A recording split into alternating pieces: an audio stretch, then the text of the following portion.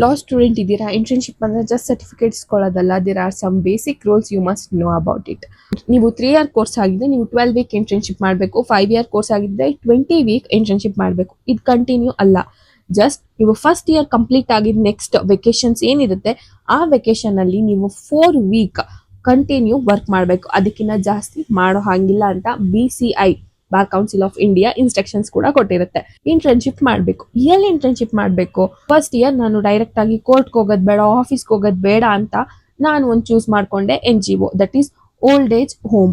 ಇದು ಒಂದು government recognised body ಆಗಿರುತ್ತೆ. ಅಲ್ಲಿ ಯಾವ್ಯಾವ ರೀತಿ ಲೀಗಲ್ ಆಕ್ಟಿವಿಟೀಸ್ ಆಗ್ತಿರುತ್ತೆ, ಲಾ ಯಾವ ಅಂಡರ್ ಅಲ್ಲಿ ಬರುತ್ತೆ ಅಲ್ಲಿ ಅನ್ನೋದನ್ನ ನಾನು ಕಂಪ್ಲೀಟ್ ಆಗಿ 4 weeks ಹೋಗಿ ಅಲ್ಲಿ ಎಲ್ಲಾ ತರದ ಇನ್ಫಾರ್ಮೇಶನ್ ತೆಗೆದು ನನ್ನ ಒಂದು ಇಂಟರ್ನ್ಶಿಪ್ ಡೈರಿಯಲ್ಲಿ ಪ್ರಾಪರ್ ಆಗಿ ಅದನ್ನ ನೀಟಾಗಿ ಡೈಲಿ ಏನೇನ್ ಆಗ್ತಿತ್ತು, ಅಲ್ಲಿ ಯಾವ ಲಾ ಬರುತ್ತೆ, ಅಲ್ಲಿ ಎಷ್ಟು ಜನ ಇದ್ದಾರೆ, ಅಲ್ಲಿ ಇರೋರು ಸೀನಿಯರ್ ಸಿಟಿಸನ್ಸ್ ಎಷ್ಟು ಜನ ಇದ್ದಾರೆ, ಏನಕ್ಕೆ ಅವ್ರು ಅಲ್ಲಿ ಬಂದಿದ್ದಾರೆ, ಈ ತರ ಬೇಸಿಕ್ ಇನ್ಫಾರ್ಮೇಶನ್. ಅದ್ರ ಜೊತೆ ಅವ್ರಿಗೆ ಯಾವ ಒಂದು ಲಾ ಬರುತ್ತೆ, ಯಾವ ಲಾ ಅಪ್ಲೈ ಆಗುತ್ತೆ ಅಂತ ಹೇಳಿ ನಾನು ಇನ್ಫಾರ್ಮೇಶನ್ ಕಲೆಕ್ಟ್ ಮಾಡ್ತಿದ್ದೆ.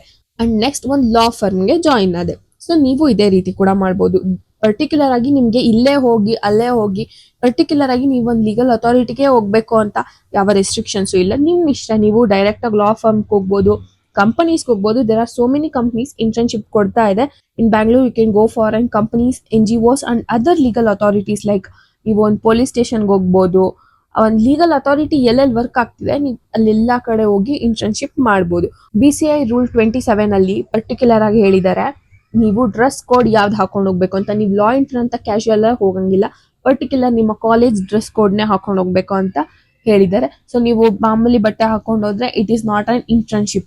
Bar council of India legal and education 2008 ಅಲ್ಲಿ ರೂಲ್ 25 ಅಲ್ಲಿ ಹೇಳ್ತಾರೆ ಇಂಟರ್ನ್ಶಿಪ್ ಡೈರಿ ಬಗ್ಗೆ. ಇಂಟರ್ನ್ಶಿಪ್ ಡೈರಿ ಯಾವ ರೀತಿ ಇರಬೇಕು? ನೀವು ಒಂದು ಲಾ ಫರ್ಮ್ ಹೋದಾಗ first day to 4th week ಏನಿರುತ್ತೆ ಅಲ್ಲಿ ಏನೇನ್ ನೀವು ತಿಳ್ಕೊಂಡ್ರಿ ಅನ್ನೋದನ್ನ ನೀಟಾಗಿ ಒಂದ್ ಸಮರಿ ತರ ಒಂದು ದಿನದ್ದು ನೀವು ಡೈರಿಯಲ್ಲಿ ಬರ್ದ್ಬಿಟ್ಟು ಅಲ್ಲಿರೋಂತ ನೀವು ಯಾವ ಅಂಡರ್ ಅಲ್ಲಿ ಯಾರ ಅಂಡರ್ ಅಲ್ಲಿ ನೀವು ವರ್ಕ್ ಮಾಡ್ತಿರ್ತೀರಾ ಅವ್ರ ಹತ್ರ ಒಂದು ಸೀಲು ಸಿಗ್ನೇಚರ್ ಹಾಕ್ಸ್ಕೊಂಡು ಒಂದು ಸರ್ಟಿಫಿಕೇಶನ್ ಮಾಡಿಟ್ಕೊಂಡ್ರೆ ಅಟ್ ಲಾಸ್ಟ್ ನೀವು ಫೈನಲ್ ಇಯರ್ ಹೋಗುವಾಗ ಇದಕ್ಕೂ ಕೂಡ ಮಾರ್ಕ್ ಇರುತ್ತೆ.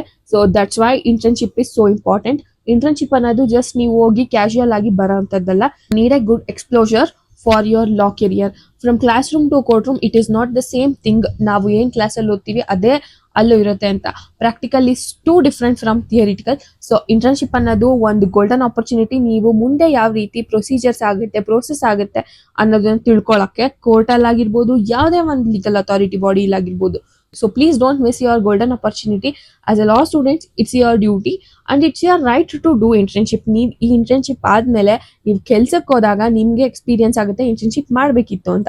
ಒಂದ್ ಬೇಸಿಕ್ ಥಾಟ್ ನಿಮ್ಮ ಮೈಂಡ್ ಅಲ್ಲಿ ಇರ್ಲಿ.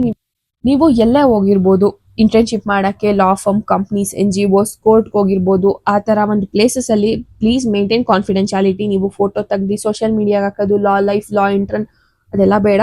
Because you may know that ಈ ವಿಡಿಯೋಸ್ ಮಾಡೋದ್ರಿಂದ ತುಂಬಾ ಪ್ರಾಬ್ಲಮ್ ಆಗಿ there are some cases arising.